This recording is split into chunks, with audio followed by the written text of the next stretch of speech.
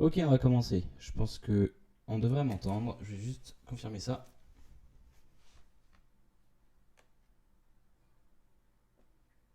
Alors, est-ce qu'on m'entend? Ouais, ça a l'air bon. Impec. On n'aura peut-être pas de musique ce soir parce que j'ai des soucis. Je sais pas ce que me fait OBS en fait. Ça marchait très bien jusqu'à 5 minutes avant le début du stream. Il a décidé de couper toutes mes sources audio. C'est pas très grave. Tant qu'on entend ma voix, c'est pas grave pour la musique. Bon. Euh, le sujet du jour, c'est le multicast. Le multicast, c'est un gros sujet en réseau. C'est un sujet qui est très souvent pas bien compris, ou du moins on n'a pas forcément envie de s'y intéresser, parce que ça sert pas si souvent que ça.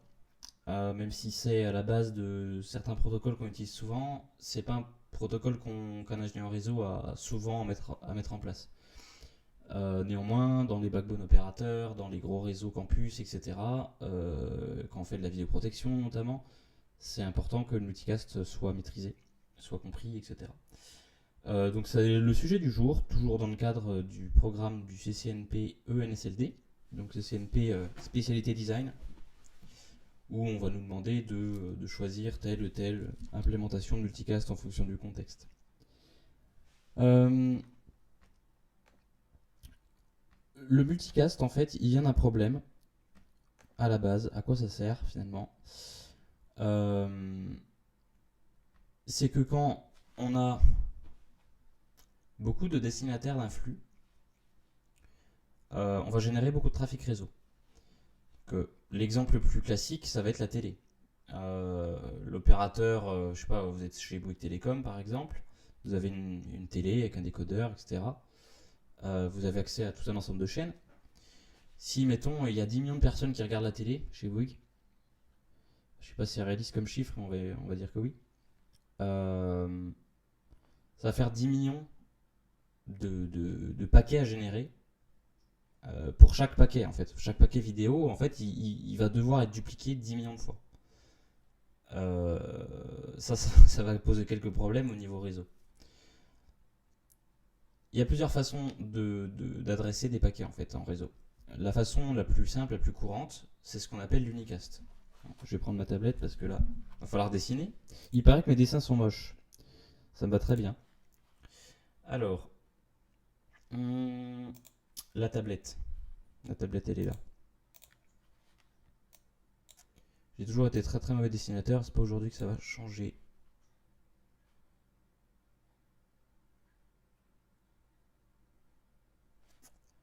Si j'arrive à redimensionner l'écran par contre. Ouais, n'hésitez pas à me faire des retours sur la qualité audio, tout ça. C'est mon deuxième stream, donc je pense qu'il y a encore des choses à peaufiner, hein. Je vais faire ça comme ça, et normalement, si je clique là, on est bon. Ok, alors. Ouais, avec un stylo comme ça devrait risque pas de marcher. Euh, Allez, mettons ici on a un serveur. Pourquoi je suis en vert? J'en sais rien. Hop. Ici on a un serveur. Hop, comme ça. Voilà, voilà. Ça commence vraiment très bien. Ok. Ça on va dire que c'est un serveur, hein, format tour, peu importe. Et ici vous avez un client.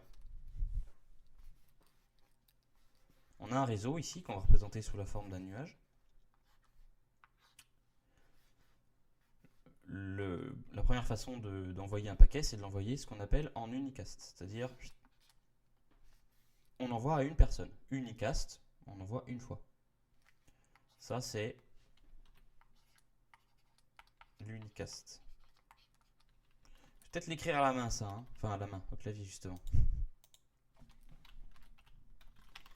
Unicast.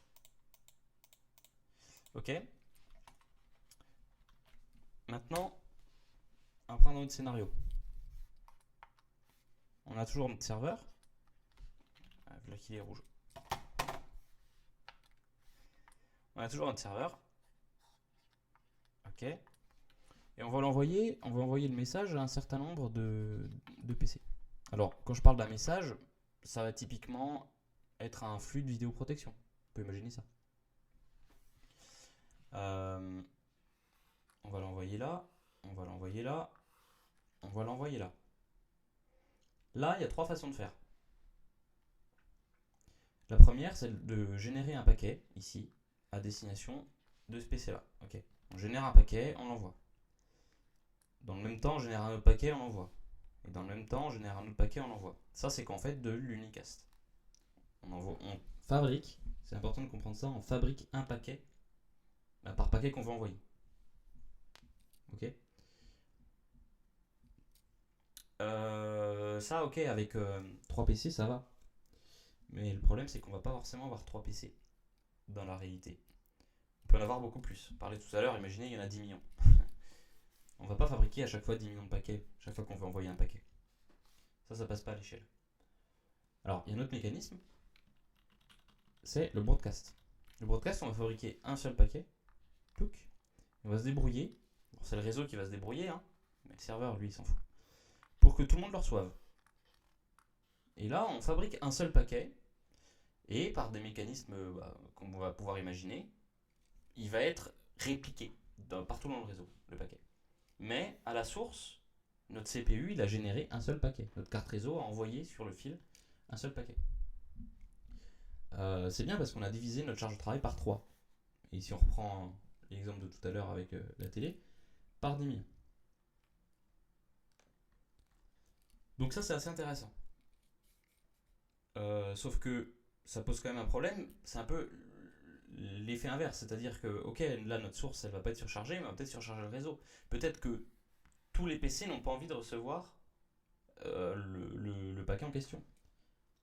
Si on est sur un réseau d'entreprise, si le serveur de vidéoprotection envoie le flux des caméras à tous les PC, tous les postes, tous les équipements réseau qui sont sur le réseau, c'est pas forcément optimisé. Les imprimantes, elles en ont rien à faire du flux des caméras. C'est uniquement, mettons, les postes de vidéoprotection, les PC avec les écrans dans le poste de sécurité pour les agents de sécurité qui ont envie de recevoir ce flux-là. De la même manière, pour la télé, si Bouygues envoie toutes les chaînes à tous ses abonnés en permanence, ça va consommer énormément de réseau. Et chaque équipement, il n'a pas envie de recevoir les flux de la télé s'il n'a pas envie de les recevoir. Tout ça, ça va générer du trafic supplémentaire qui va surcharger le réseau, les équipements réseau, les fibres optiques, etc., mais aussi les équipements terminaux. Parce qu'à chaque fois qu'on reçoit un paquet, il y a une interruption en fait. À chaque fois qu'on reçoit un paquet, que ce soit un unicast ou un broadcast, ça va remonter au CPU. Si ça remonte au CPU, le CPU il arrête ce qu'il fait, il analyse le paquet, et il s'en fout ou pas, mais du coup il est interrompu. Il y a un traitement à faire. Un flux vidéo, ça peut commencer à faire beaucoup de paquets. Il me semble que de la télé, c'est typiquement 20 mégabits seconde. Ça peut faire beaucoup de paquets au bout d'un moment. On pourra faire le calcul. Euh, donc ça, c'est pas top non plus, le broadcast. Du moins, dans ces cas-là. C'est très bien le broadcast dans certains cas. L'unicast, c'est principalement utilisé partout dès qu'on a une communication pair à pair. Un PC avec un serveur, etc. Le broadcast, bon, en vrai, on peut s'en passer, broadcast. IPv6, par exemple, n'implémente pas de broadcast, il n'y a pas besoin, c'est d'autres mécanismes, et c'est justement les mécanismes qu'on va voir aujourd'hui, avec le multicast. Le multicast, en gros, je pense que là, on l'a deviné, c'est qu'on va faire un paquet une fois, et on va le distribuer, mais uniquement à ceux qui sont intéressés par le paquet. Alors ça, c'est pas mal, parce que du coup, c'est exactement ce qu'on veut pour la télé, pour la vidéoprotection, vidéosurveillance, etc. On n'a pas de surcharge côté source, on est toujours à un paquet qui est fabriqué. Et la surcharge réseau, elle est au juste besoin. C'est-à-dire que si on a deux PC qui sont abonnés, à un moment donné, il va avoir le paquet il va être dupliqué. Il y a un équipement ici qui va le régénérer, mais c'est juste, entre guillemets, l'envoyer sur deux ports. C'est pas le refabriquer, etc. Et de toute façon, il y a deux PC qui le veulent, le paquet. On l'envoie à chaque PC. Mais celui-ci, il ne reçoit pas de paquet. Et éventuellement, s'il y a des équipements réseau ici, des routeurs, des switches, j'en sais rien, ils seront pas du tout impliqués là-dedans.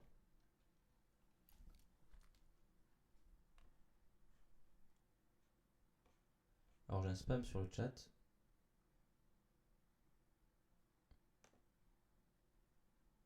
Je sais pas comment supprimer le message. J'ai pas utilisé Twitch donc bon. On va faire comme on peut. Est-ce que je peux détacher le chat d'ailleurs? Ah, c'est pas mal. J'aimerais bien détacher le chat. Ah bah il a disparu. Comme ça, c'est fait. J'ai plus de chat. Bon bah ne parlez pas. Je vous invite à ne pas parler. Si je repasse ici. Bon, je vais apprendre un petit réseau de Twitch. Hein. Ça va venir petit à petit. Ah, mon chat. Voilà. Ah, mais du coup, j'ai plus la présentation. Bon, c'est pas grave, ça, je vais virer. Ok. Ok. Si je fais ça. Voilà. Là, c'est pas mal.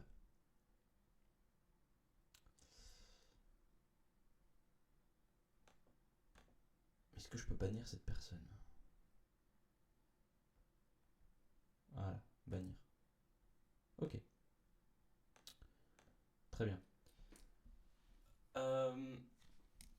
L'idée est donc de trouver un mécanisme pour pouvoir envoyer les paquets uniquement où on veut. Ça implique quelque chose, c'est qu'on est capable d'identifier à ceux qui veulent recevoir le paquet. Il faut un mécanisme pour que les personnes qui veulent recevoir le paquet se signalent comme étant destinataires de ce paquet-là. Donc quelque part, lui, il va dire oui, moi je veux recevoir les paquets. Lui, il va dire je veux recevoir les paquets. Puis lui, il va rien dire du tout. On va voir ça, on va voir comment ça marche. Alors, je vais faire ça comme ça.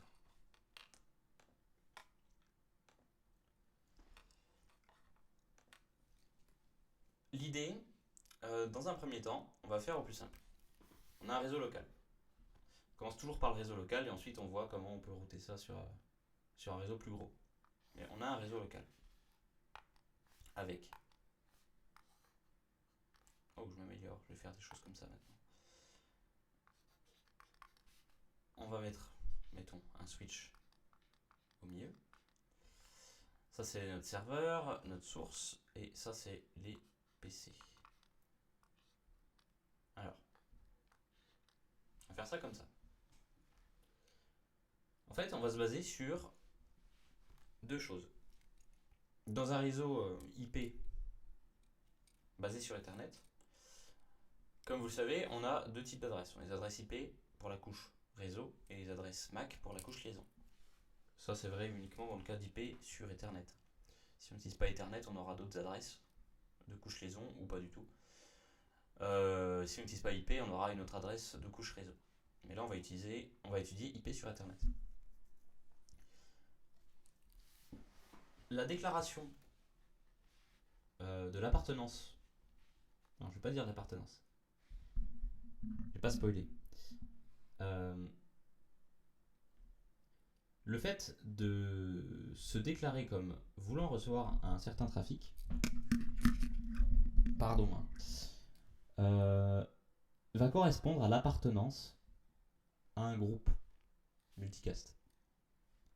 En gros, les messages ils vont être envoyés à une adresse IP particulière. Et tous les gens qui voudront recevoir ces messages-là, ils vont être intéressés par les paquets à destination de cette adresse IP particulière. Donc là, on va rajouter une sorte d'adresse, on va même rajouter une adresse IPv4 ou IPv6, en plus de l'adresse normale, entre guillemets, d'interface. Donc mettons, on est sur le réseau 192.168.1.0/24. Très original. On a un serveur qui va être en .10, on a un poste qui va être en .100, puis un autre poste en .101. Ça, c'est les adresses V4. Unicast. Ok? Ça, c'est les adresses Unicast.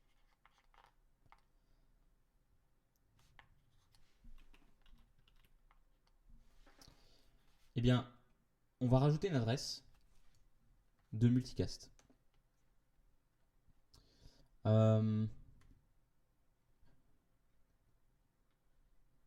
Typiquement, j'invente, hein.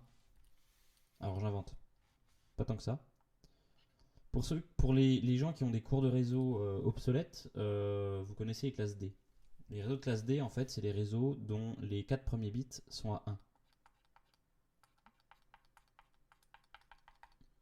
C'est les adresses qui commencent par 1111. Écrit autrement, ça fait 224. 224 000 /4. C'est les adresses réservées au multicast. Donc tout ce qui commence par 224 et qui monte, vu que c'est un /4, qui va jusqu'à 255. Je me trompe ou pas? Non, c'est ça. Bah oui, forcément. Oui, forcément. C'est les adresses qui sont réservées au multicast. Alors ça veut dire quoi? Ça veut dire qu'en fait on va définir des groupes. On appelle des groupes multicast. Et bien, tous les équipements qui sont intéressés par un flux donné. C'est pas exactement un flux, mais on y reviendra plus tard. Par exemple, lui là, il est intéressé par rejoindre le groupe multicast 224.0.0.10. Bon, en vrai, cette adresse multicast, elle existe, alors je suis un peu gêné de la prendre. Elle est réservée au routeur EIGRP, mais on va dire .100. Allez. Bon, elle est peut-être réservée aussi, mais c'est pour l'exemple. Donc, ce PC-là, en fait, il va s'abonner au paquet à destination de cette adresse-là. Et lui, en source, il va mettre 192.168.1.10. Et en destination, il va mettre 224.0.0.100. Ok? Donc l'adresse source est unicast, l'adresse destination est multicast. Et eux, eh bien, enfin lui en tout cas, il s'est abonné à ce groupe-là. Alors, dans un premier temps, comment il s'abonne? Simplement, il se configure, il n'y a aucune configuration à faire au niveau du réseau. On verra que plus tard, on peut configurer le réseau pour faire des trucs, mais pour l'instant, on va dire, bon, il y a aucune configuration à faire au niveau du réseau, c'est simplement l'OS qui va demander à sa carte réseau d'écouter, de ne pas rejeter les trames adressées à 224.0.0.100. Alors oui, mais la carte réseau, en fait, elle ne connaît que les adresses MAC. Bon, aujourd'hui c'est moins vrai parce qu'on a de l'accélération matérielle qui fait qu'il y a une bonne partie de l'appel réseau qui est implémentée dans les cartes réseau. Mais conceptuellement, l'adresse IP elle est portée au niveau de l'OS, pas au niveau de la carte réseau. Donc il va falloir qu'on dérive une MAC en fait. Il va falloir qu'on fabrique une adresse MAC de multicast pour demander à nos cartes réseau d'écouter et d'accepter les trames qui sont destinées à cette adresse MAC là. Il y a un préfixe qui a été retenu. Alors je parle de préfixe, en fait c'est un OI. Comme vous le savez, probablement une adresse MAC c'est 6 octets. Et les 3 premiers sont l'OI, l'Organization Unique Identifier. Donc en gros, chaque entreprise a un ou plusieurs OI. Chaque entreprise qui va fabriquer des cartes réseau potentiellement. Et va faire en sorte que la partie droite, donc les 3 derniers octets, soit unique dans cette OI là. Ça permet d'avoir des adresses MAC qui soient uniques au monde, normalement. C'est pas toujours le cas en vrai, mais j'ai déjà vu des cas contraires, mais c'est pas grave. Et en fait, l'idée c'est que, bon, ça, je vais pas faire un cours de réseau de base, mais chaque carte réseau a une adresse MAC. À partir du moment où on est sur un poste normal, hein, je parle pas des switches, je parle vraiment des PC ou des routeurs. On a de la même manière qu'on a une adresse IP unicast, on a une adresse MAC qui est destinée au trafic unicast.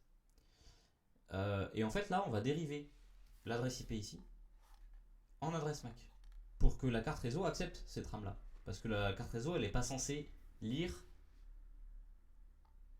les adresses IP. Et de toute façon, quand on génère en unicast, quand on veut envoyer un paquet IP, avant on fait une requête ARP pour en déduire l'adresse MAC, pour trouver l'adresse MAC qui correspond à l'adresse IP.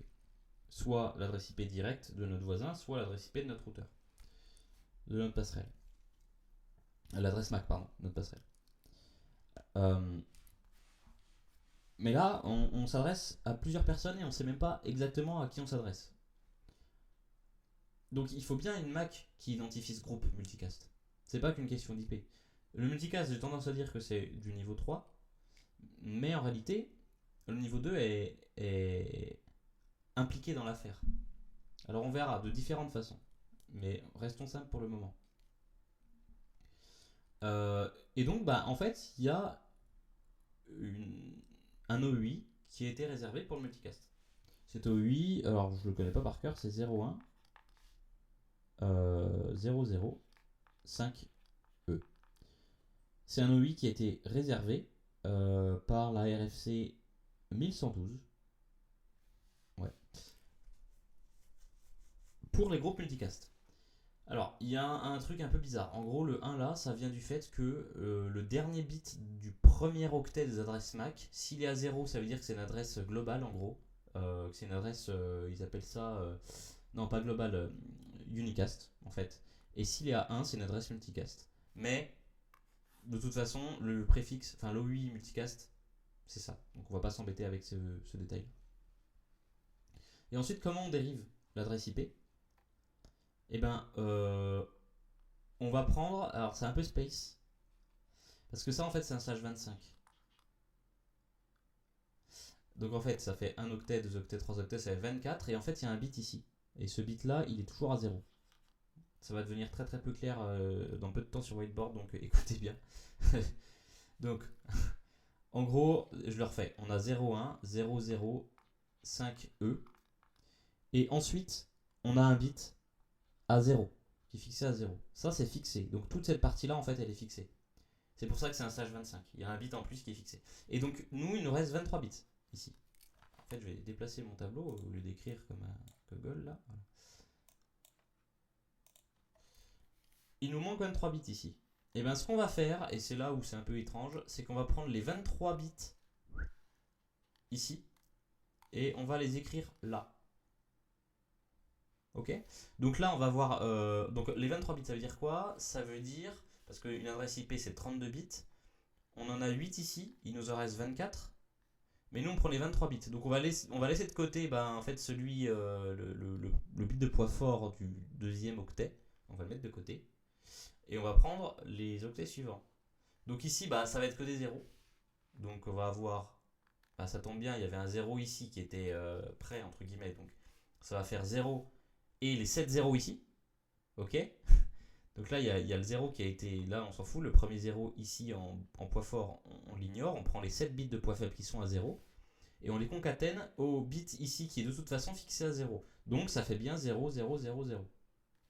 D'accord? Donc ça c'est un octet, donc ça fait 0, 0, tiret. Et ensuite, deuxième octet, troisième octet. 0, 0, tiret. 100, comment on va l'écrire? 100, 100, 100, 100, 100, 100, 100, quoi en binaire 100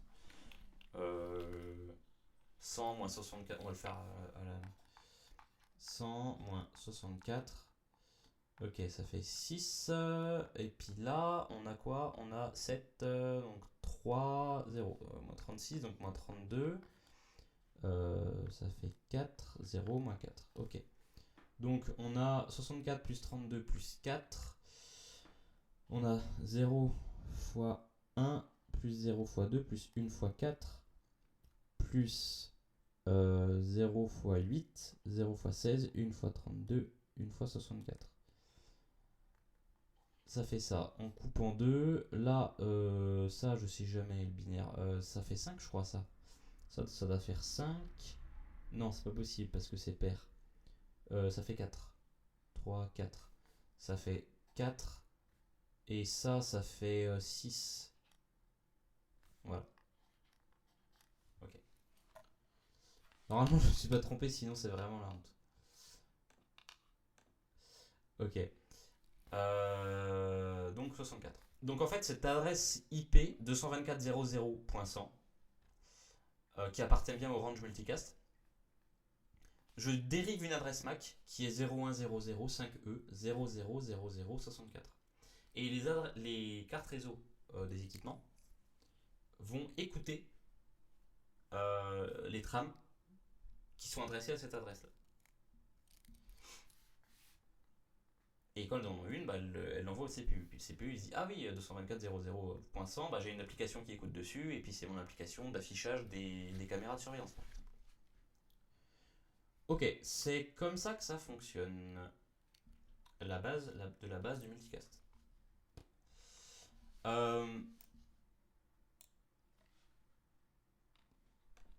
Je reprends mes notes parce qu'en vrai, il y a beaucoup de choses à dire. Alors, il y a des adresses multicast réservées. Par exemple, 224.00.1, c'est tous les autres du réseau. Quand on veut adresser quelque chose à tous les autres, ben c'est .1 qu'on utilise. Quand on veut s'adresser à tous les routeurs, c'est .2. Tous les routeurs écoutent sur .2. C'est pareil en IPv6. Sauf que c'est pas 224 quelque chose. En IPv6, c'est... J'ai un doute du coup. Faut que je révise mon IPv6. C'est terrible. C'est...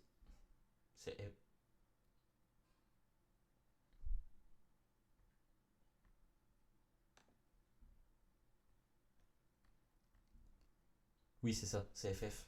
C'est FF01, FF02, etc. 2.2.1, 2.2.2, etc. Bon, je vais faire la version V4. C'est vrai qu'il faudrait qu'on couvre la version V6 aussi, mais globalement, ça change pas grand-chose. Repassons sur multicast. Si je le trouve.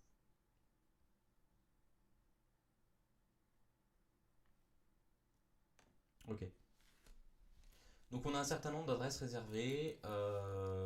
Souvent, en vrai, les adresses qu'on va voir, c'est du 224 et du 239. Voilà. Le 224.000/24 est réservé au réseau local.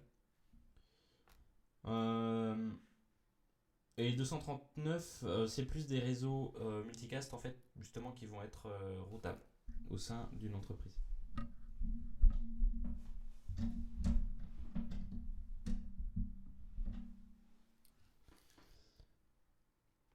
Bien, donc ça c'est dans un réseau local quand tout est simple. Mais évidemment, tout n'est jamais très simple. Qu'est-ce qui se passe? Alors, je fais juste une petite parenthèse. Quand on veut faire du broadcast, l'adresse MAC en question, c'est pas une adresse de multicast, c'est une adresse de broadcast et c'est FF, FF, FF, FF, FF, FF. Tous les bits de l'adresse MAC à 1. Ça veut dire broadcast. Et là, toutes les cartes réseau écoutent. Et on voit ça au CPU. Donc on se rend compte que finalement, on a plusieurs adresses MAC qui vont être écoutées sur une carte réseau. Notre carte réseau va écouter plusieurs adresses MAC différentes. Elle va écouter son adresse, on va dire hardware, celle qui correspond à notre IP de multicast, d'unicast. Elle va écouter éventuellement des adresses multicast si elle appartient à un groupe multicast. Et elle va écouter des adresses, enfin elle va écouter l'adresse de broadcast, qui est tous les bits à 1. On parle bien d'adresse MAC ici. Hein. Ok. Qu'est-ce qui se passe si on a quelque chose qui ressemble à ça? Ça c'est un routeur. Alors moi j'aime bien dessiner. Ah oui, parfait ça. Oups. Comme ça. Ah oui, mais normalement il y a deux flèches. Donc je vais faire ça. Oh là là, ça va être affreux. Oh. Bon. Allez hop, ça c'est un routeur. Normalement il y a des petites flèches comme ça, mais c'est long à faire. Voilà. Le routeur là, il a deux LAN. On va les représenter comme ça. Il a un LAN avec les PC. Ok. Et il a un LAN avec les serveurs. Et lui, c'est une source. Ici, on va avoir une source qui n'est pas sur le même réseau que les destinataires. Alors c'est typiquement le cas parce que généralement vous avez des caméras de surveillance qui vont envoyer un serveur de collecte des flux et ce serveur de collecte des flux il va envoyer ça aux stations. Mais ces différents éléments ne sont pas dans le même VLAN normalement. On les sépare pour des raisons de filtrage, de sécurité, etc. Et puis comment d'optimisation du réseau pour éviter d'avoir trop de broadcasts qui se baladent partout. Donc on va avoir un problème, c'est que là, nous, ce qu'on a fait tout à l'heure avec les adresses IP de multicast et MAC de multicast, ça ne quitte pas le réseau local. Ce ne sont pas des adresses qui sont forcément routables. En tout cas, les 224, est-ce qu'elles le sont les 224 ? Je sais pas, c'est à creuser. Est-ce qu'elles sont routables les 224 ? Si quelqu'un le sait, qu'il me le dise. Les 239 le sont, mais les 224, pour moi, elles ne sont pas routables. Du moins, non, c'est ça. Les 224 000 sage 24, donc toutes les 224 00 quelque chose, ne sont pas routables. Les autres doivent l'être, mais il faut que je recreuse dans mes notes. On verra ça tout à l'heure, éventuellement. Comment ça passe le routeur, tout ça ? Parce que le routeur, en plus, lui, il peut avoir plusieurs LAN. Présenter ça comme ça. On n'a pas forcément envie que les flux multicast soient envoyés sur toutes les pattes du routeur.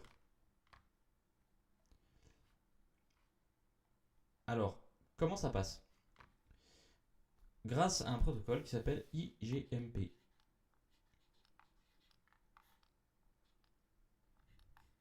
Internet Group Management Protocol. Alors oui, on dit Internet Group, parce qu'à la base, le multicast, c'était routable sur Internet, en vrai, grâce à IGMP, entre autres. Mais c'est plus le cas parce que c'était trop le bordel, apparemment.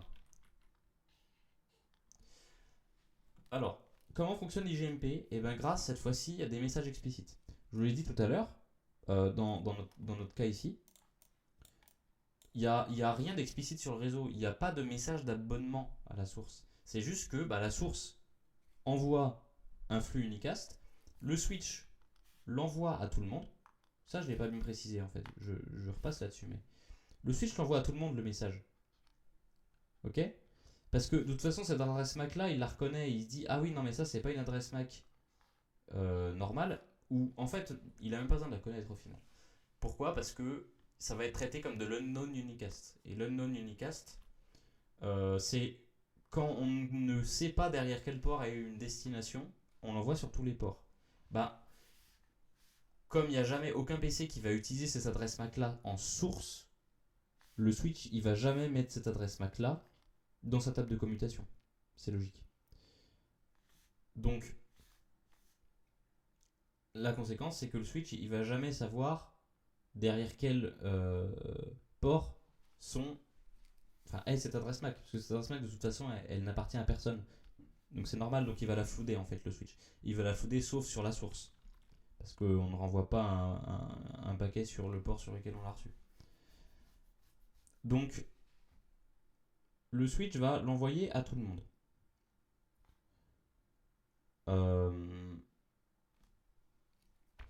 Maintenant le routeur, il va pas faire ça. Parce que là il inonde le réseau. Le routeur, il peut avoir un autre routeur ici qui est connecté à un autre réseau, machin, etc., etc. On va pas inonder tout le réseau. Juste au cas où il y aurait des stations qui potentiellement écouteraient. Donc c'est pour ça qu'on va mettre en place ce mécanisme de signalisation finalement. C'est un protocole de contrôle qui s'appelle IGMP qui va permettre aux stations intéressées de se déclarer comme étant intéressées par ces flux. Donc ce PC là, il va dire oui, moi je veux m'abonner. Et le routeur, il va en prendre note. Donc là le routeur devient actif.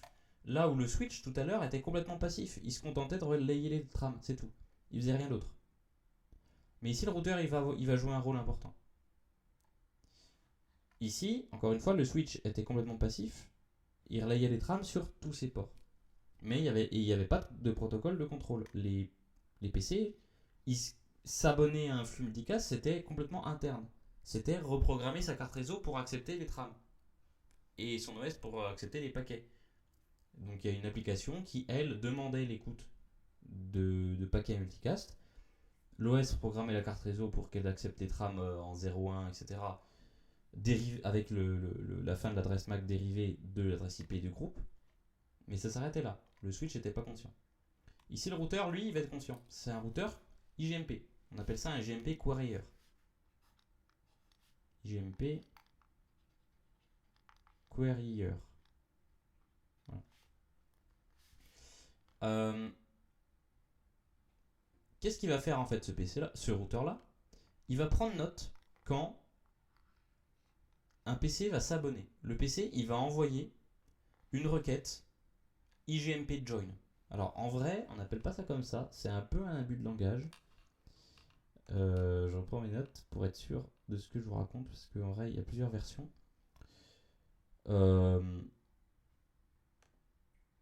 Ouais, oui, on peut appeler ça comme ça, mais en vrai, c'est un Unsolicited Membership Report. Bon, on va appeler ça un IGMP Join. Hein.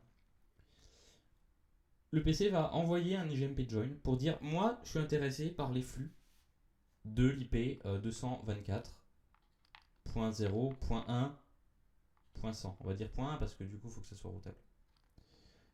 Il va dire ouais, moi, je suis intéressé. Et le routeur, du coup, il va se dire ah, ok, donc du coup, si j'ai des paquets à destination de 224.0.1.100, donc qui seront émis par lui, hein, évidemment, mais éventuellement par quelqu'un d'autre. Ici, on peut avoir un S2, là c'est S1. Ici, on aurait un S2 qui envoie aussi des paquets à destination de 224.0.1.100. C'est complètement possible. On peut avoir plusieurs sources, du moins dans ce mode de multicast là. En IGMP V2. En IGMP V3, on peut filtrer sur la source en fait, mais en IGMP V2, on s'en fout de la source. On note comme ça, en fait, les flux. C'est-à-dire ça représente n'importe quelle source, et ça représente le groupe. Donc n'importe quelle source, virgule, le groupe 224.0.0.1. Ok. Ça se note comme ça, vous verrez ça dans les RFC et compagnie. Donc en fait, on va être capable de signaler son existence dans un groupe. Et le routeur, il se dit, bah ok, si je reçois aucun join depuis les autres interfaces, je ne vais pas envoyer les paquets sur ces interfaces-là. Donc ces réseaux-là seront préservés du multicast. Par contre, ce réseau-là, on va transférer les paquets. On va les forwarder.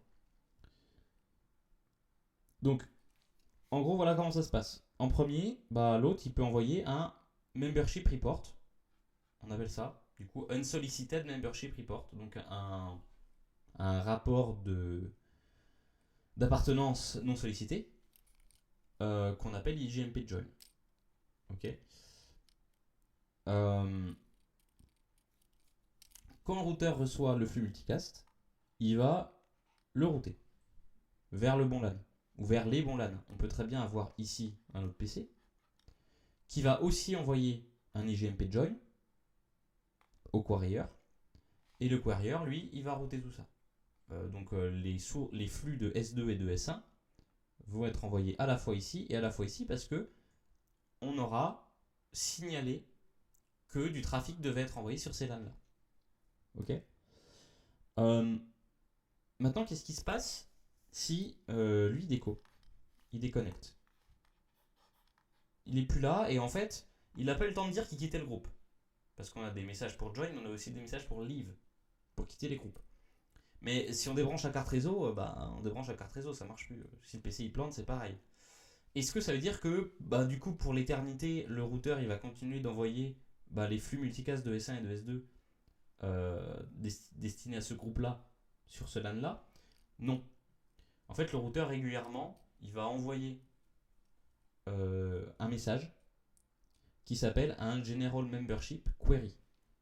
Donc régulièrement, le routeur envoie des requêtes dans tous ces LAN. Alors régulièrement, c'est toutes les 60 secondes. Toutes les minutes, le routeur envoie dans le LAN. Il y a toujours quelqu'un d'intéressé. Et là, c'est là qu'on a une non plus unsolicited membership report, mais un membership report. Donc, c'est un peu plus c'est un peu plus précis que ça. Imaginons, on a un gros LAN avec 200 PC qui s'abonnent tous au flux multicast. Si toutes les minutes le routeur il demande, il y a toujours quelqu'un d'intéressé, si les 200 PC lui répondent en même temps, on va provoquer potentiellement une surcharge de trafic. Donc en fait, il y a un petit mécanisme rigolo qui est en place, c'est que chaque PC qui est effectivement abonné, toujours abonné, il va attendre un temps aléatoire, pas trop long, hein, quelques secondes, et il va en même temps écouter.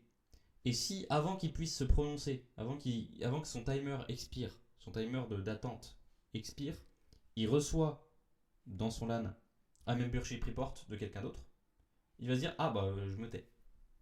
J'ai pas besoin de le dire parce que finalement le routeur il aura reçu son membership report. Donc il se dira ah bah ok il y a toujours quelqu'un d'intéressé dans le LAN et à partir du moment où il y a une personne intéressée dans le LAN, on va pouvoir envoyer les paquets dans le LAN parce que de toute façon ils seront floudés par le switch. On l'a vu tout à l'heure, le switch lui il floude les paquets IGMP, les paquets multicast pardon. Ok. Donc on a juste besoin qu'un poste nous réponde. Si un poste nous a répondu, même s'il y en a 100 autres derrière qui voulaient répondre, bah en fait ils vont pas répondre, ils vont se dire ah c'est bon, quelqu'un était plus rapide que moi. C'est pour ça qu'on a ce petit truc aléatoire qui permet de ne pas flouder le réseau. Maintenant qu'est-ce qui se passe du coup si on quitte un groupe? Ben si on quitte un groupe, en fait, il y a deux cas de figure. Soit on est dans le cas qu'on vient d'expliquer, où il y a quelqu'un d'autre qui a répondu à notre place avant nous au membership report. Et dans ce cas, en fait, on peut quitter silencieusement. Parce qu'on se dit, bah, le routeur, lui, il est en train d'envoyer des paquets multicast à mon LAN. Mais je sais qu'il y a quelqu'un d'autre intéressé dans le LAN. Donc j'ai pas besoin de dire que je quitte le LAN. Le routeur, il s'en fout. Parce qu'il y aura toujours quelqu'un d'intéressé. Donc, je me déco, silencieusement. Par contre, si c'était nous qui avions envoyé le membership report, on peut pas savoir si d'autres postes dans notre LAN étaient intéressés. Parce qu'on était le premier à l'envoyer. Donc les autres, ils se sont tus. Et c'est là où on va devoir faire un leave. Non plus silencieux du coup. On va devoir signaler qu'on quitte le groupe. On appelle ça un leave group. On l'envoie à tous les routeurs. Donc l'adresse de tous les routeurs c'est 224.0.0.2. Tous les routeurs de notre LAN, on envoie un leave. Et là par contre, ben les routeurs, ils vont se dire ah lui, il m'avait dit qu'il était intéressé par les flux lors du dernier membership report, mais il n'est plus là. Bah, du coup, est-ce qu'il y a toujours quelqu'un intéressé dans ce groupe-là? Pour le savoir, le routeur il va envoyer encore un autre paquet qui s'appelle un groupe specific query. C'est plus un general query qui demande à tous les groupes est-ce qu'il y a quelqu'un intéressé. Pour tous les groupes, il demande ça. Et chacun dans son groupe va répondre. Là, c'est dans un groupe spécifique, celui auquel appartenait celui qui est parti. Est-ce qu'il y a toujours quelqu'un intéressé par le flux dans le groupe? Il y a il y a toujours le petit timer qui se met en route et puis il y en a un qui va répondre avant les autres. Et là, ok, pas de souci. Si par contre il y a personne qui répond, bon bah on peut arrêter de s'abonner à ces flux-là. Le routeur, bon il va continuer de recevoir les flux parce que cette source par exemple, bah, elle est toujours en train d'émettre des flux, mais on ne va l'envoyer sur aucune patte. Ou du moins dans le LAN en question plutôt, on ne va plus l'envoyer. Ok. Alors, s'il y a plus de routeurs, s'il y a plus d'un routeur dans le LAN, il y a une élection qui a lieu pour savoir qui est le quarrier. Bon, je vais pas rentrer dans les détails de ça, c'est pas intéressant. On a bientôt fini IGMP, il y a encore une subtilité. Tout à l'heure, je vous ai dit, le switch là, il est stupide, il floude. Il est incapable de reconnaître, il parle pas les GMP, les switch. Donc, il floude. Il sait pas qui s'abonne à qui. Bah, quand je dis il parle pas les GMP, en fait, on peut lui demander de parler les GMP. Ça s'appelle de l'IGMP snooping. Oups, je fais absolument n'importe quoi avec mes fenêtres.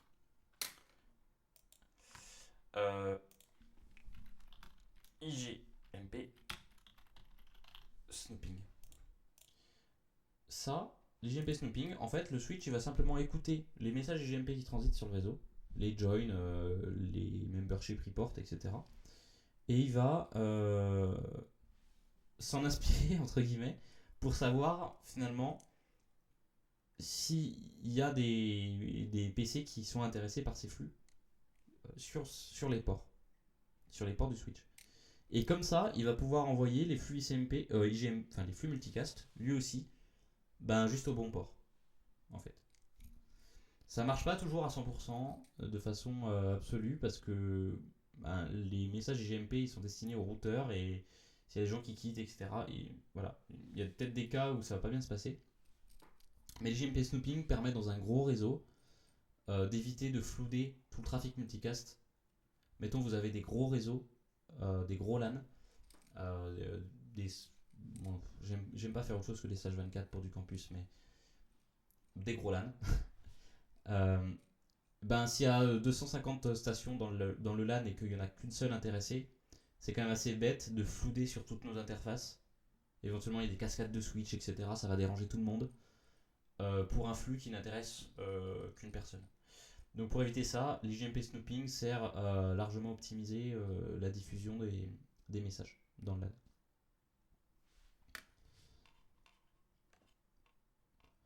Ok, voilà en gros pour l'IGMP. Il n'y a pas de si longtemps, je pensais que ça s'arrêtait là, le multicast. Mais ça s'arrête absolument pas là. Ça s'arrête absolument pas là parce que, comme on fait, finalement, quand on fait ça,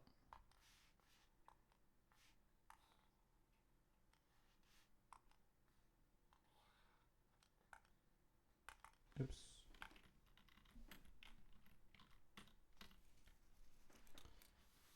voilà,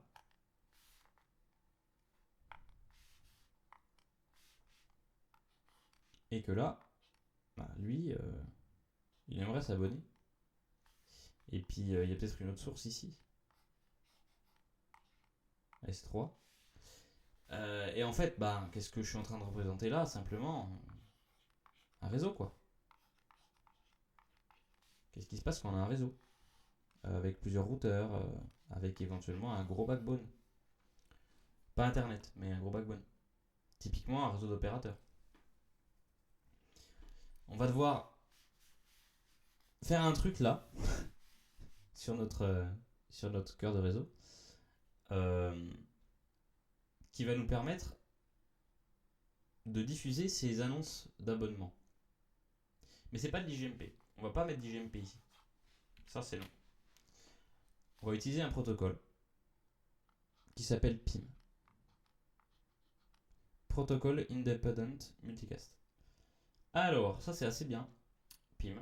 Ça va nous permettre, sur un gros réseau routé, avec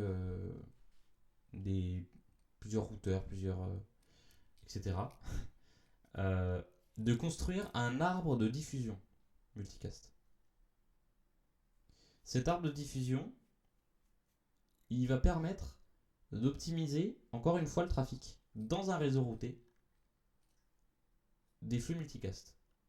Pourquoi? Parce que si on a un gros réseau, je fais ça complètement au pif. Voilà, j'ai un réseau comme ça avec plein de routeurs. Bon, en vrai, ça ressemble pas à ça un réseau, mais on va imaginer que ça ressemble à ça.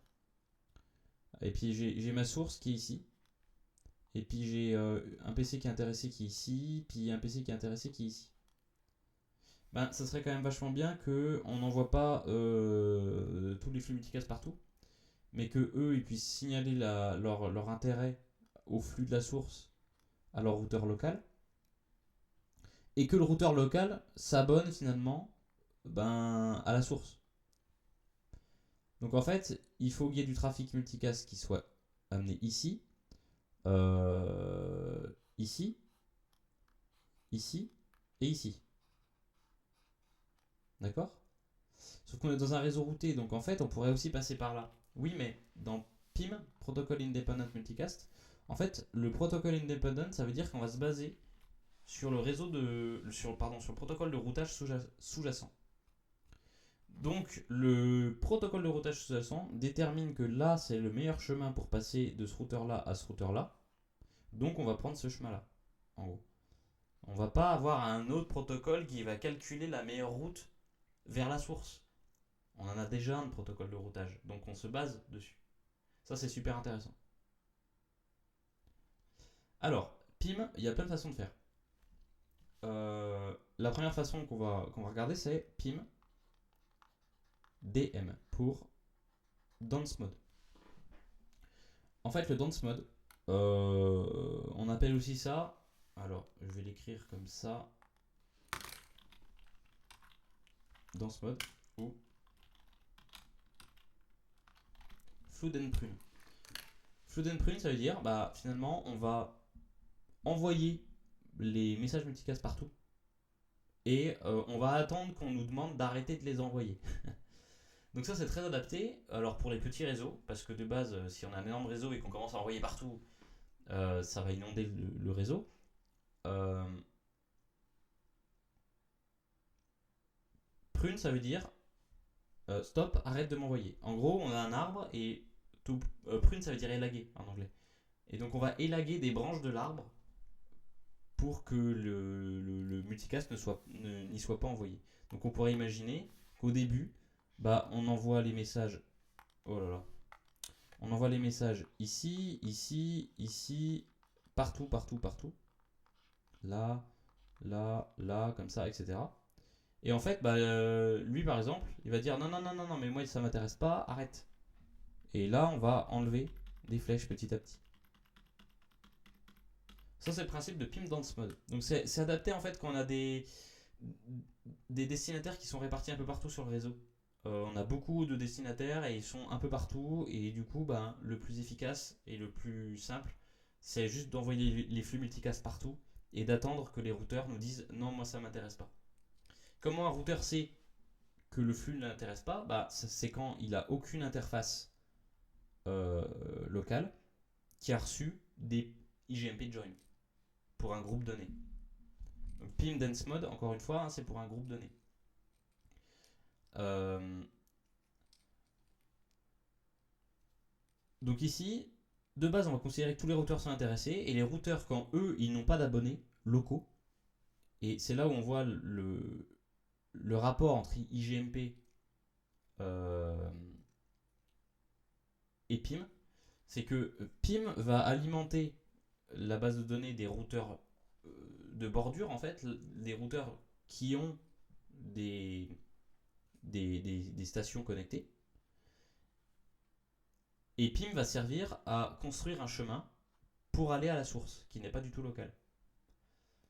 Et du coup, les routeurs de bordure, qu'on appelle en fait les last hop routeurs, par opposition aux first hop routeurs, voilà, ça c'est la nomenclature PIM.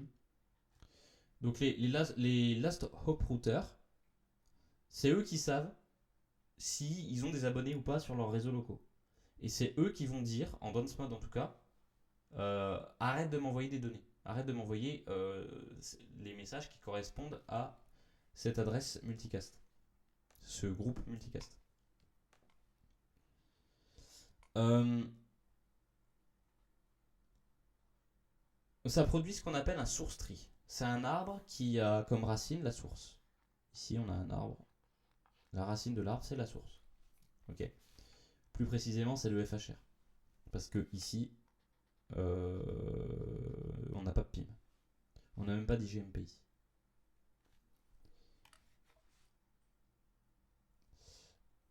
Ok. Donc ça, c'est le dance mode. Je regarde si j'oublie rien. Donc oui, c'est peu recommandé pour la prod aujourd'hui. Je pense que c'est l'une des premières implèmes de multicast.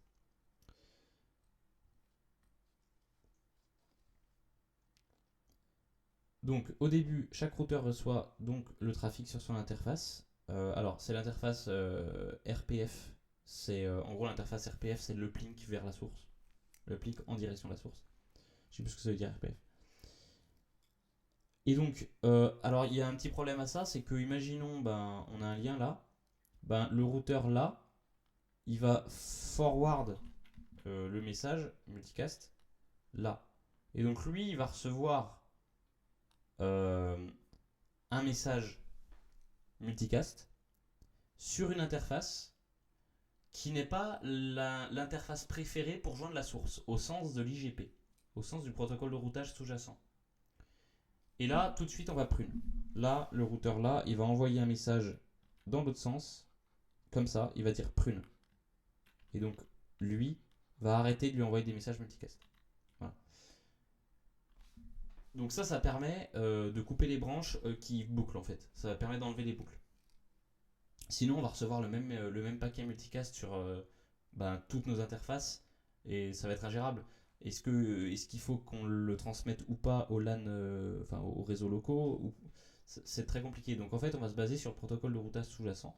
Si il nous dit non, mais cette interface, il n'y a aucune raison qu'on reçoive des paquets ou qu'on envoie des paquets, enfin plutôt qu'on reçoive du coup des paquets à destination de la source, ça devrait pas passer par là, ça devrait passer par là, bah là on va prune.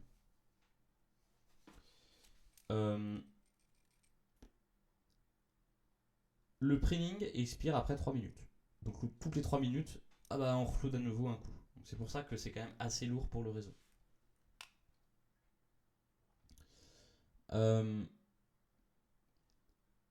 Le routeur là, il a pas besoin de connaître la source à la base. Lui, il s'en fout de la source. Il va juste voir, il va la déduire des paquets qu'il va recevoir, les paquets multicast qui auront comme destination l'adresse IP multicast du groupe, mais en adresse source, la vraie adresse de la source. Mais à la base, il n'a pas besoin de connaître la source. Hein. Il la déduit. Ça, c'est important pour plus tard, on verra. Alors, donc ça, on a dit, c'est pas vraiment scalable en fait. On a un autre mode, qui est scalable du coup, qui s'appelle le sparse mode. Allez, je vais écrire en bleu pour bien différencier. PIM SM pour sparse mode. Donc là, c'est beaucoup plus optimisé, notamment quand les abonnés sont disséminés dans le réseau, mais qu'il n'y en a pas forcément beaucoup et qu'on n'a pas envie de tout inonder. C'est complètement l'inverse dans ce mode, c'est-à-dire qu'on va partir du principe que personne n'est intéressé par le flux. Et on va du coup faire des abonnements explicites. C'est scalable, c'est efficace, ça consomme beaucoup moins de réseau, ça marche très très bien. Et aujourd'hui, même dans un environnement dense, en fait, ça marche. Donc il n'y a plus vraiment de raison de faire du dense mode. Même si c'est plus compliqué à comprendre, parce qu'il y a plus d'acteurs. Je suis pas sûr qu'à implémenter ce soit plus difficile. Donc privilégions le sparse mode. Alors, ici, si on refait un réseau quelconque, on va faire ça comme ça, comme ça, comme ça, comme ça, comme ça. La source est là. J'ai un abonné ici. L'abonné, il va envoyer un IGMP join au routeur. Ça change pas.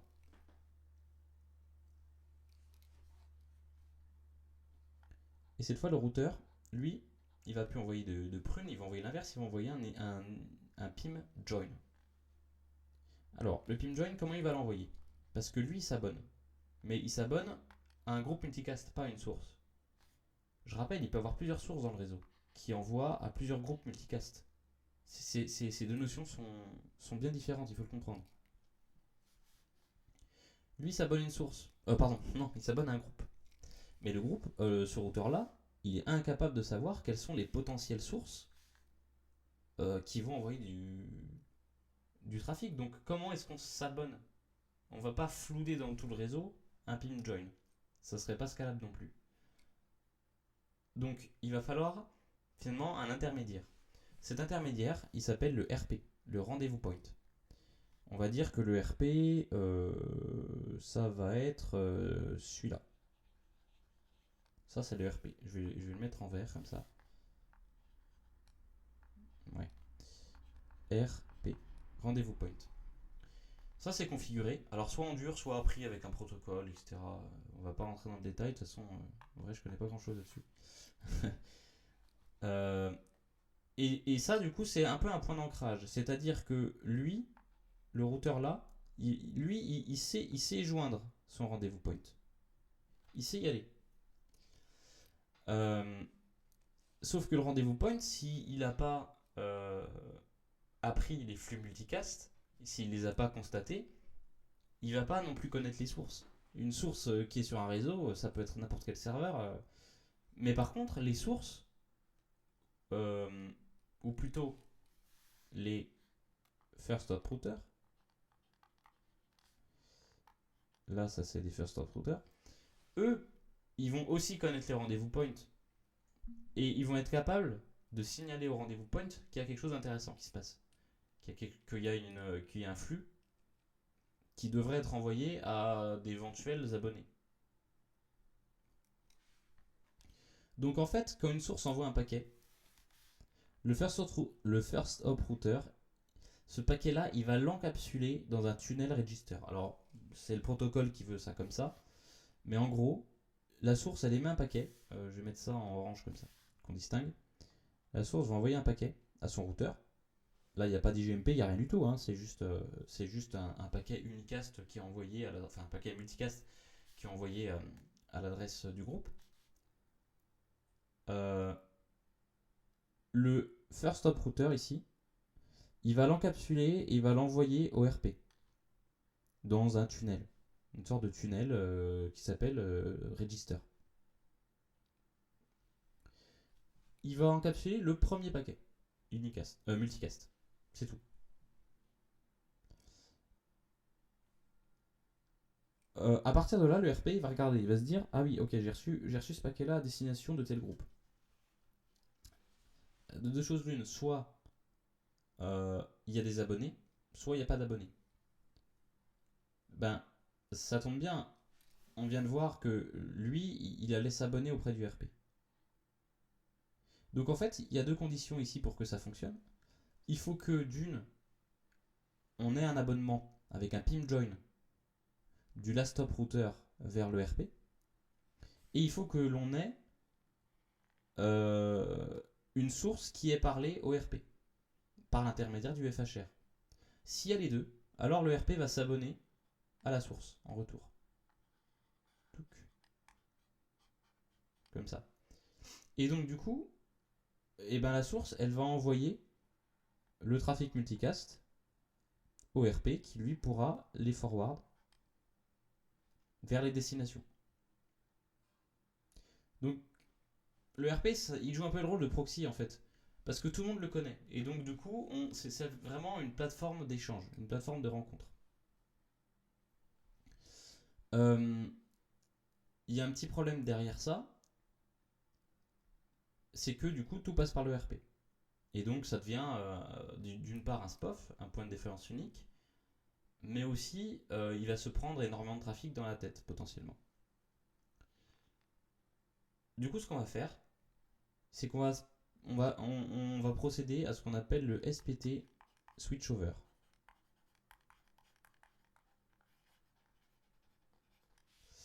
Alors, c'est quoi SPT? SPT en fait c'est le source tree.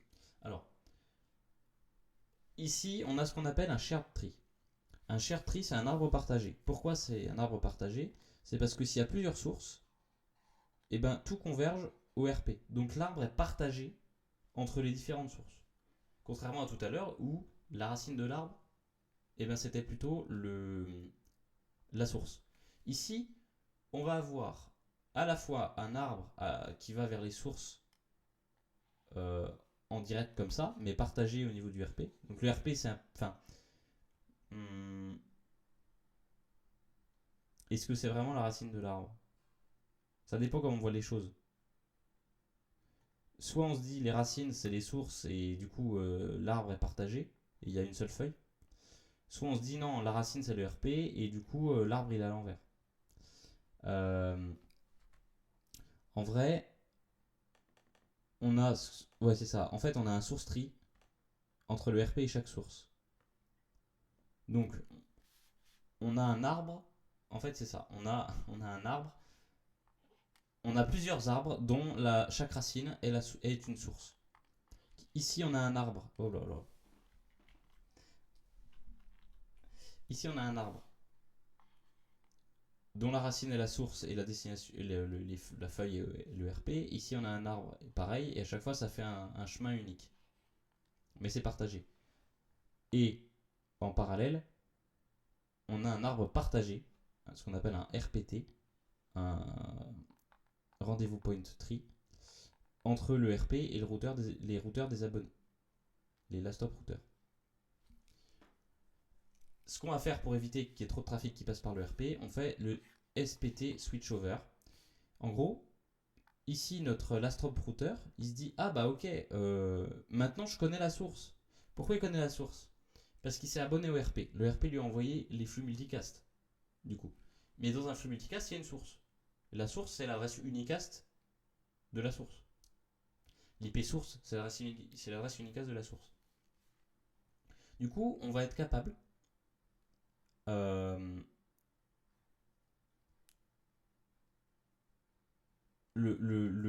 routeur-là, la stop router, il va être capable de se dire ah mais moi je connais un chemin pour aller à la source de façon plus efficace. Ce chemin, c'est pas par le RP, ce chemin c'est ça, ça et ça. Et c'est là qu'on va faire un switchover. La stop router va envoyer un pim join directement, alors non pas à la source, mais à son routeur. Alors est-ce que le pim join destination de la source? Bonne question. Est-ce que le routeur l'intercepte? Si quelqu'un le sait, je suis preneur d'avoir des infos là-dessus, sur Twitch ou YouTube. Mais en gros, ce routeur-là va envoyer un pim join en direct pour prendre le chemin optimal au sens de l'IGP, au sens du protocole de routage. C'est pas bête ça, hein. Ça s'appelle le SPT switchover. Donc on a vu le PIM sparse mode, c'est plus compliqué. Il y a trois étapes en fait. La première étape, c'est on a des abonnés qui vont s'abonner, enfin des destinataires qui vont s'abonner au rendez-vous point, qui est un routeur ou éventuellement un serveur. Au rendez-vous point, on a des sources qui vont envoyer des messages multicast au rendez-vous point, et si ça match, alors on a bien des abonnés d'un côté et une source de l'autre, et on va pouvoir les mettre en relation comme ça. Et ensuite on switch over. Alors il y en a qui disent que le rendez-vous point c'est un peu comme un site de rencontre. C'est-à-dire il met en relation des gens, et si ça match, les gens ils ont plus besoin de passer par le site. Ils peuvent se voir en direct, s'écrire en direct, etc. sans passer par le site. C'est vraiment une analogie qui est pas mal. Parce que tout ne passe pas par le RP. Le RP met en relation des gens qui ne se connaissent pas au premier abord. Les sources n'ont aucune idée de qui veut s'abonner à elles, et leur first stop router non plus. Et les destinations, elles connaissent des groupes, mais il peut y avoir plusieurs sources d'un groupe. Le groupe n'est pas la source, contrairement à ce qu'on peut penser au début quand on pense au multicast, quand on commence à apprendre le multicast. Une source envoie des messages à un ou plusieurs groupes, mais la source, déjà, elle n'appartient pas au groupe. Et ensuite, elle ne connaît pas les membres du groupe, s'en fout. Elle l'envoie même s'il n'y a pas de membres. Donc tout se passe au niveau réseau là, hein. D'accord? Et donc du coup, le PC, lui, il connaît pas les sources. Donc le RP, il est vraiment là pour mettre en relation les deux, dans du sparse mode. Alors on voit que c'est beaucoup plus compliqué que PIM, qu'IGMP. Ok, donc on a vu PIM DM pour Dance Mode, PIM SM pour Sparse Mode. Il y en a deux autres. Il y en a un qui s'appelle PIM SSM. Source spécifique multicast. Je crois que c'est ça. J'ai vérifié quand même. J'ai pas marqué. Si, ça doit être ça. Source spécifique multicast, la grosse différence. Alors, c'est venu après, parce qu'on peut se dire, mais pourquoi ils n'ont pas fait ça dès le début? Je sais pas. C'est venu après, faudrait lire toutes les RFC pour comprendre. D'ailleurs, c'est quel RFC ça? J'en sais rien. Bon, faudra chercher, ça va pas être très compliqué à trouver. L'idée c'est que, contrairement à avant, le destinataire, il connaît la source. Il connaît l'IP de la source. Et il va s'abonner à l'IP spécifique dans la source, enfin dans le groupe. Donc en fait, il va s'abonner à un groupe, mais il va pas s'abonner qu'à un groupe, il va s'abonner au message produit par une source spécifique à destination de ce groupe-là. Et là, ça simplifie tout. Alors, ça n'adresse pas tous les besoins, mais ça en adresse beaucoup et c'est très intéressant. J'y reviens juste après. Parce que là, allez, je vais refaire un schéma parce que c'est complètement illisible. Hop, on a un réseau, voilà, c'est très joli. On a une source ici, et puis un destinataire ici. On va faire ça comme ça. Une maison, comme disait mon ancienne plus 2. Bref, c'est l'histoire. Ici, ce PC-là, il veut s'abonner spécifiquement à cette source-là. Donc le routeur, il sait router les paquets vers cette source-là. Bah là, il suffit de faire un pin join directement ici. Et c'est terminé. Alors, c'est terminé. On va construire automatiquement un arbre, donc un SPT, directement, un source tree, dont la route sera ici, à destination. Voilà. Et si on a un autre PC ici, eh ben on va... Je dessine l'arbre. Hein. Hop. Oups. Non, le CTRL Z ne marche pas. Bizarre.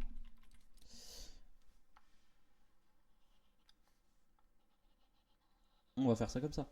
Alors, ça veut dire que les routeurs ici, ils sont capables de comprendre les messages, de les relayer, etc. Et de se dire, ah oui, d'accord. Donc, ces routeurs-là, quand il y a du flux multicast qui va descendre, parce que l'abonnement, il est montant et le multicast, il est descendant. Les flux sont descendants. Le control plane est montant, c'est toujours pareil. Et le data plane est descendant. Et ben ce routeur-là, il sait qu'il y a eu un abonnement ici. Et donc, il va envoyer le flux dans ce sens-là. Etc. Donc l'arbre va se construire naturellement de cette façon-là, mais c'est beaucoup plus simple parce que lui, les sources connaissent les destinations des flux. Et donc ça, bah, c'est bien quand on a globalement un serveur qui va envoyer à un groupe multicast ou plusieurs groupes multicast. On va connaître le serveur à l'avance, on va connaître son IPv4 unicast, et on va pouvoir s'abonner de cette façon beaucoup plus facilement. Ça demande une modification d'IGMP pour utiliser IGMP V3. IGMP V1, on n'en parle pas parce que c'était vraiment la première version qui a été rendue obsolète. IGMP V2, c'est la version classique avec cette notion de livre, groupe, etc. Dont on a parlé tout à l'heure. Si je reviens là-haut pour ceux qui ont la mémoire courte. IGMP V3 apporte le support de SSM, source spécifique multicast. Ça, c'est utilisé dans la télé. Regardez, on va faire un schéma. On a le backbone d'un opérateur. Bon, c'est très moche. On va imaginer que le backbone de l'opérateur ressemble à ça. Et puis, mettons ça, c'est un routeur d'accès avec des box. Voilà. Et ça, du coup, on va dire c'est le backbone. Et ici, c'est un serveur qui est capable d'envoyer les flux des télés. Alors, en vrai, comment ça marche? C'est pas un serveur. Pour ceux qui sont intéressés, en général, quand c'est comme ça, on va être dans un data center, dans un exchange point, ça s'appelle, et le routeur de Bouygues, là, par exemple, ou d'Orange, il va se connecter à des routeurs qui appartiennent à différentes chaînes. Donc ici, on a un routeur qui appartient à une chaîne. Ici, on a un routeur qui appartient à une autre chaîne. Ici, un routeur qui appartient, mettons, à TF1. Et en fait, il y a des sessions de peering qui sont mises en place ici, avec évidemment des contrats derrière d'autorisation de diffusion, qui doivent coûter très très cher d'ailleurs. Et donc en fait, c'est les opérateurs qui vont envoyer les informations, les flux tout simplement, directement dans le réseau de Bouygues. Voilà, donc c'est vraiment un serveur. Mais par contre, les sources, c'est pas ça les sources. Les sources, c'est vraiment un routeur qui appartient au réseau de Bouygues. Parce qu'on ne pourra jamais faire passer du multicast du réseau de TF1 au réseau de Bouygues ou au réseau d'Orange. Ça, c'est pas possible. Enfin, si c'est possible, mais on va pas faire ça. C'est pas à TF1 de gérer les abonnés. C'est pas à TF1 de gérer ça. TF1, ils produisent un flux, ils envoient le flux aux différents opérateurs internet, et les opérateurs internet, ils se débrouillent pour le diffuser sur leur propre réseau. Voilà, c'est une petite parenthèse opérateur. Donc ici, finalement, on a notre source multicast, mais on va dire que c'est notre serveur, pour faire comme tout à l'heure. Donc ce lien-là, il n'y a pas de multicast qui est dessus, à part des flux du plan de données. Il n'y a pas d'IGMP, il n'y a pas de PIM là-dessus. Et ici, on a des box tout en bas. Je vais les mettre en vert. Et on a des décodeurs télé. Alors des fois c'est la box, des fois c'est pas la box, peu importe. Là c'est des décodeurs télé. Ben en fait, dans la box en dur, il y a PIM-SSM qui va faire une requête. Alors plus précisément, on va commencer du début. Dans le décodeur, on va faire une requête IGMP V3 avec comme groupe une chaîne. Donc en fait, on va avoir. Alors est-ce que c'est en dur ou est-ce qu'il y a un protocole qui permet d'annoncer ça? J'en sais rien, mais TF1 ça va correspondre à tel groupe multicast 239.0.0.1 mettons. France 2 ça va correspondre à 239.0.0.2 etc. Donc on va s'abonner à la chaîne qu'on veut. Donc quand on zappe, il y a un paquet IGMP v3 qui est émis à destination du routeur local, donc de la box, pour s'abonner à une chaîne identifiée par une adresse IP. Et à partir de là, le routeur, donc votre box, va envoyer un PIM join via l'IGP du réseau de l'opérateur et ben à destination du serveur. Parce que en dur, on connaît d'avance quel est le serveur de multicast et ben de l'opérateur en question. Parce que c'est son propre réseau, il fait ce qu'il veut à l'intérieur. C'est le firmware de ses box, il maîtrise tout l'opérateur. L'opérateur, il est propriétaire de tout ça. Hop là. Donc en fait, il fait ce qu'il veut. C'est très simple, une fois qu'on est dans un réseau d'opérateurs, un réseau qui nous appartient, euh, globalement, on fait ce qu'on veut. Donc, on peut maîtriser de bout en bout les IP. Ça, j'en ai parlé, j'ai fait un article un coup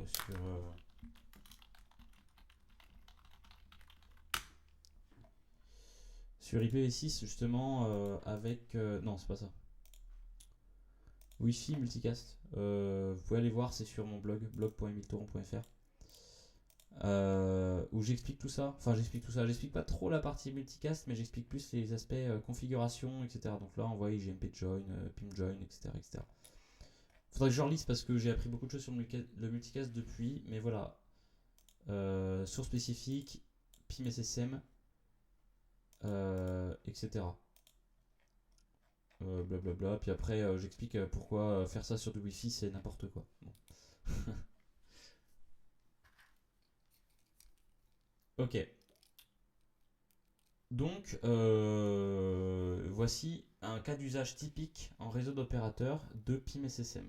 Et on voit que là, bah, c'est tout simple. Donc après, l'arbre de multidiffusion, il va se propager comme ça. Si on a une autre box ici, ah, je vais prendre les mêmes couleurs, sinon. Comme ça. Si on a une autre box avec un autre décodeur ici, qui veut écouter elle aussi le même flux, eh ben, la duplication du flux en fait se fera à ce niveau-là, vraisemblablement. Donc ici, sur cette patte-là, on aura un seul paquet. Et ici, on aura un seul paquet, et ici, on aura un seul paquet. On est bien d'accord. À chaque fois, le flux est unique. Et les routeurs savent, parce qu'ils ont regardé les PIM join, etc. Ils savent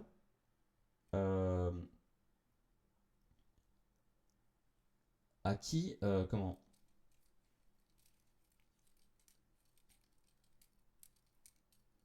Ils savent qui est intéressé par ce flux. Si. D'ailleurs, je vais faire une précision parce que j'ai un petit doute.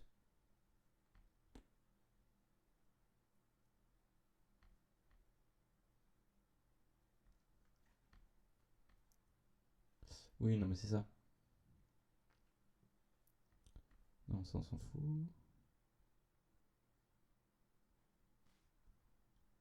Ah, voilà.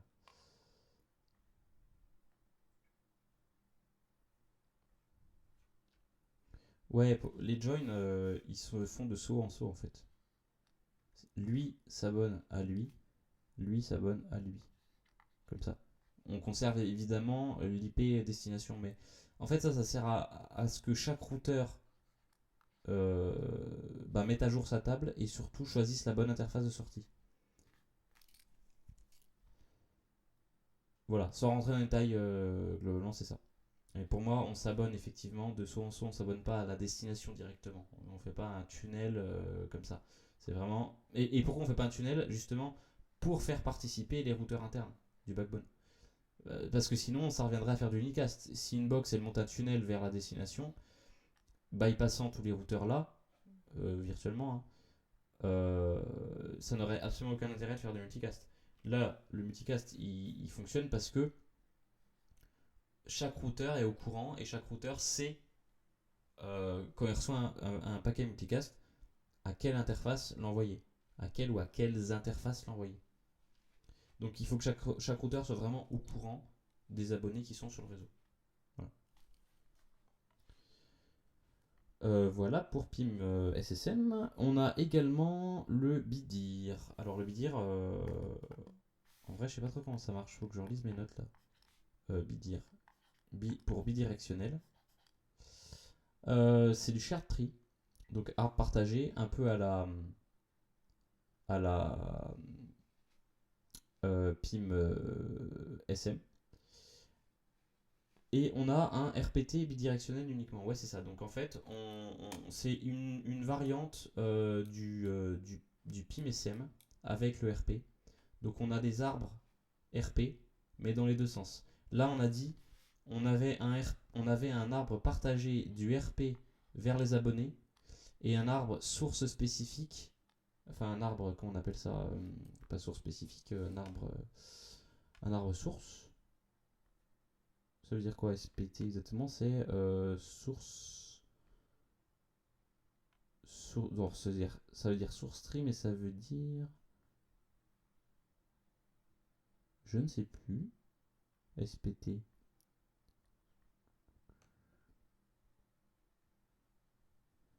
Hmm,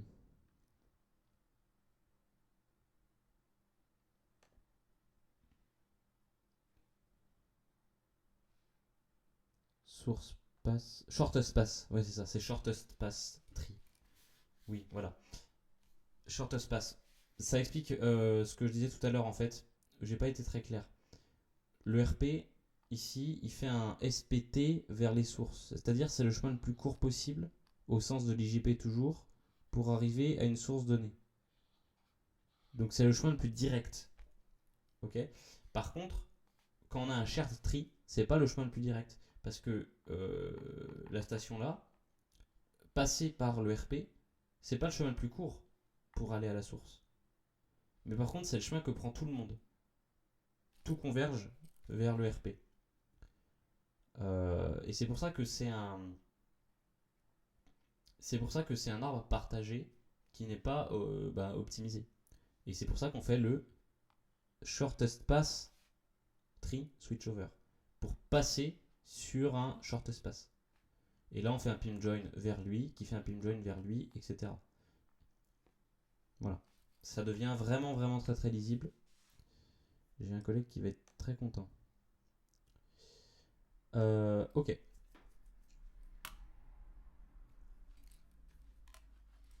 Et donc le bidir, on n'a pas de shortest pass tree, on passe tout par un RP.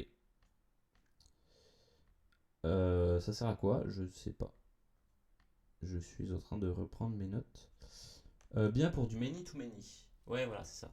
Donc là, contrairement à une télé ou quoi, si on a plein de gens qui veulent se parler, bah en fait, on va tout faire converger sur un bidir. Et ça sera, alors j'ai aucune expérience là-dedans, mais probablement plus simple à gérer qu'avec les autres modes, que ce soit du SM ou du SSM. Et donc en fait, il n'y a pas de switchover.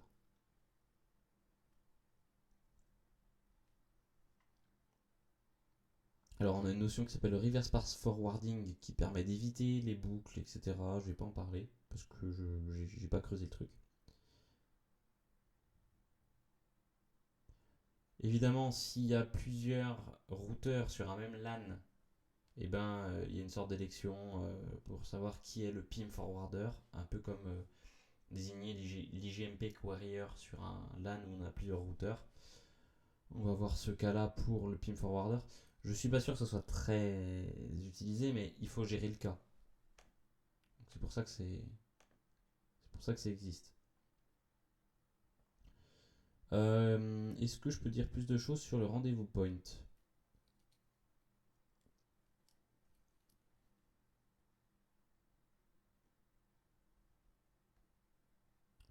Ah oui, on peut avoir un rendez-vous point différent par groupe multicast ou par range de groupe. Donc tel groupe il va avoir tel rendez-vous point, un autre groupe a un autre rendez-vous point, etc. Ce qui permet un peu de load balancer le trafic finalement, dans certains cas. On peut le configurer manuellement ou dynamiquement. Alors il y a deux possibilités, j'ai vu. Il y a Auto RP ou BSR. BSR, je crois que c'est du Cisco propriétaire. J'ai pas creusé. J'ai pas envie de creuser. Il maintient une MRIB, une multicast RIB, du coup. Donc ça c'est le chemin vers la source pour chaque source qui s'est enregistrée, composée d'entrée, source, groupe. Donc SG, comme je mettais tout à l'heure, étoile G, bah là c'est SG parce que c'est lié aux sources. On connaît la source en question. On peut le définir statiquement aussi, si c'est un petit réseau, etc. Et j'ai dit une bêtise, AutoRP c'est un mécanisme Cisco. Avec des candidats RP et un RP Mapping Agent sur un groupe spécifique qui est 224.0.1.39. Voilà, et BSR par contre c'est RFC 5059. Et ça veut dire Bootstrap. Multicast PIM Bootstrap. BSR comme Bootstrap j'imagine. Et ça permet de découvrir les RP en fait. Et c'est implémenté en fait dans PIM V2. Enfin, c'est spécifié dans PIM V2. Donc voilà. Alors, je vais pas forcément creuser ça. Hein. On a aussi de l'Anycast RP. Et enfin, multicast interdomaine. Ça, c'est une dernière notion dont on peut parler. Ça permet d'interconnecter plusieurs domaines PIM-SM. Donc c'est une sorte de proxy, une sorte de gateway entre plusieurs domaines PIM-SM qui ont chacun leur RP. Donc l'idée, je crois, c'est qu'on va interconnecter les RP. Ouais, c'est ça, les RP pire entre eux sur le port TCP 639. Directement ou via d'autres RP. On peut avoir une chaîne de RP comme ça apparemment pour s'échanger les infos sur les sources et les groupes. Donc les RP sont au courant des sources et des groupes des autres arbres, donc des autres domaines, et peuvent s'y abonner. Et ça, c'est pas implémenté dans IPv6 parce qu'apparemment IPv6 gère ça un peu mieux. Mais là, encore une fois, je manque clairement d'expérience sur le sujet. On peut pour finir faire un petit tour sur IPv6.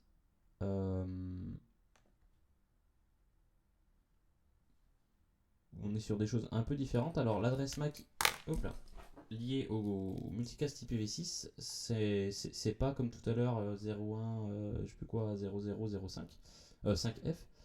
C'est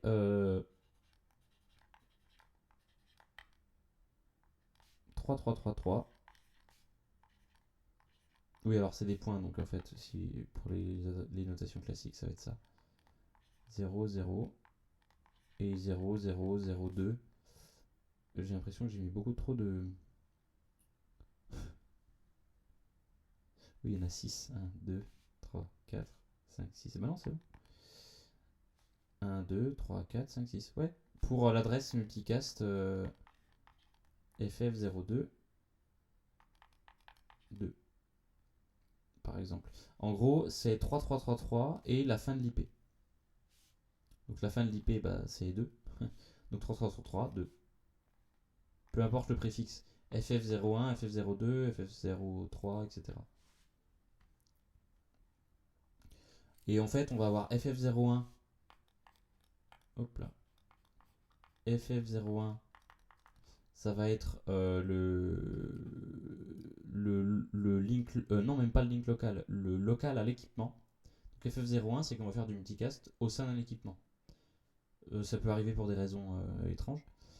FF02, c'est link local. Donc sur link local, on peut avoir 2.2.1, 2.2.2. Donc 2.2.1, c'est tout le monde. 2.2.2, c'est tous les routeurs. Ici, on va avoir aussi tout ce qui correspond en fait aux adresses 224.0.0. Donc 1, 2, 5, c'est tous les routeurs OSPF, V3. Du coup, on a 9, c'est tous les routeurs RIP, donc RIP-NG pour UPv6. 10 ou A, du coup, c'est tous les routeurs OIGRP, etc., etc. Donc ça, c'est vraiment des trucs qui sont très utilisés par les protocoles réseau notamment. On a aussi FF05, et ça, c'est tout le monde sur le site. Donc ça, c'est un range qui est routé sur le site. Et on a d'autres choses comme ça. Bon, voilà. Après, on peut les retrouver facilement sur Internet. Mais globalement, il faut connaître ceci. Et si on veut continuer, il y a FF08. Ouais. Toute l'entreprise. Et théoriquement, FF0E, c'est routable sur Internet. Alors je demande à voir parce que pour moi, le multicast est interdit sur Internet, il est droppé. Peut-être qu'en V6 c'est différent, je ne sais pas. Si quelqu'un a de l'expérience là-dessus, je suis preneur, là aussi. Voilà. Ok, alors si on dézoome, ça fait beaucoup de trucs. On a parlé du multicast, le plus basique possible, sans protocole de contrôle. On a parlé d'IGMP, qui est un protocole qui va servir à gérer les abonnements au sein d'un routeur, pour router uniquement sur les bons réseaux. On a également PIM, qui va servir à router des demandes d'abonnement et du coup les flux multicast descendre en construisant des arbres de diffusion multicast qu'on appelle, pour être pompeux parce qu'on aime bien les acronymes en réseau, des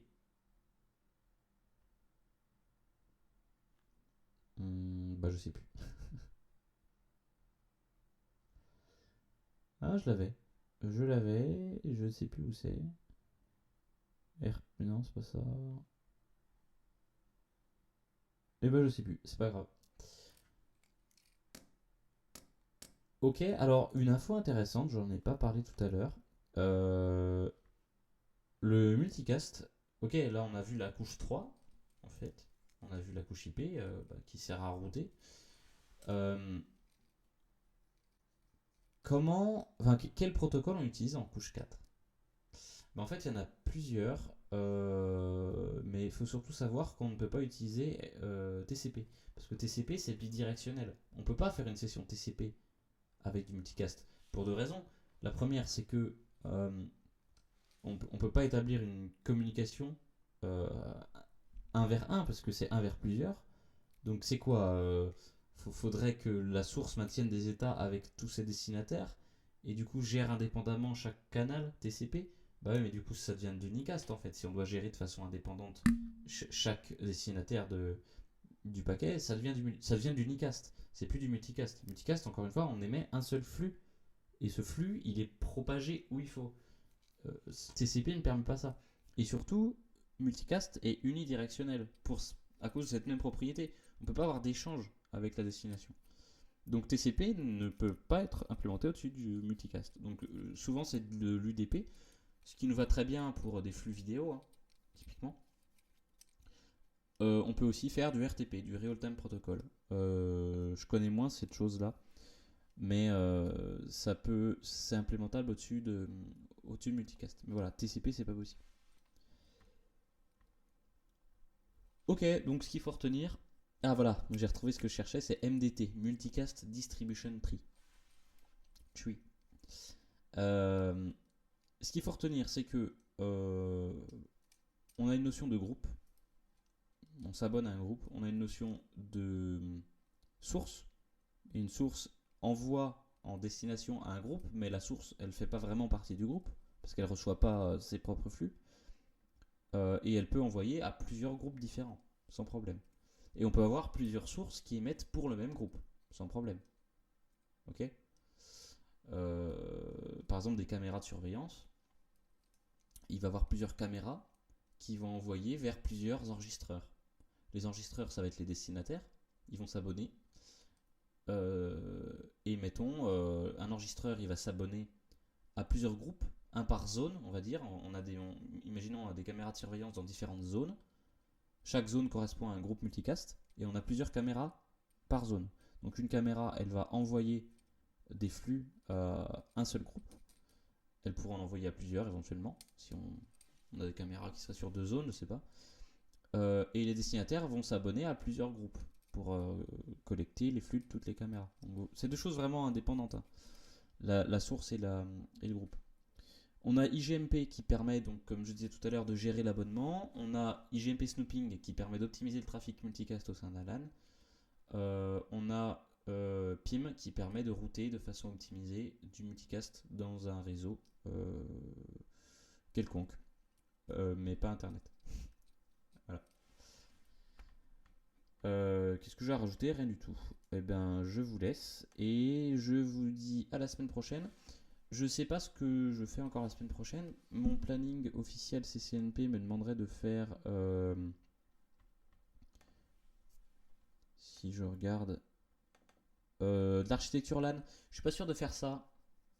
On verra. Je sais pas encore en quoi consiste de façon approfondie le contenu de ce cours-là. Enfin, de ce cours. Je suis pas de cours, mais je prends chaque chapitre de l'examen du CCNP NSLD. Il n'est pas exclu que je parle de VXLAN. J'ai un collègue qui m'a demandé ça, de faire un petit point sur VXLAN, différentes implémentations. Ça tombe bien parce que l'implément de base RFC compliant de VXLAN se base sur multicast. Mais on pourra aussi étudier EVPN, etc. Mais pour étudier VPN, il faut déjà qu'on fasse un cours PGP. Enfin, un cours. Encore une fois, j'ai pas prétention de faire des cours dans ces streams-là. C'est plus partager ce que j'apprends pendant l'assertif, si ça peut aider quelqu'un. Mais tout ce que je dis, à prendre avec des pincettes. Parce que j'ai pas d'expertise dans ces sujets-là. BGP, ça sera un sujet à étudier de façon certaine. On pourrait voir OSPF, ISIS aussi, EIGRP, un peu plus d'IPv6 éventuellement, même si on en a déjà parlé la semaine dernière. Et après, du design. Qu'est-ce qu'un vrai design de campus? Ça, c'est un sujet qui me tient à cœur parce que généralement, c'est pas bien implémenté dans la vraie vie.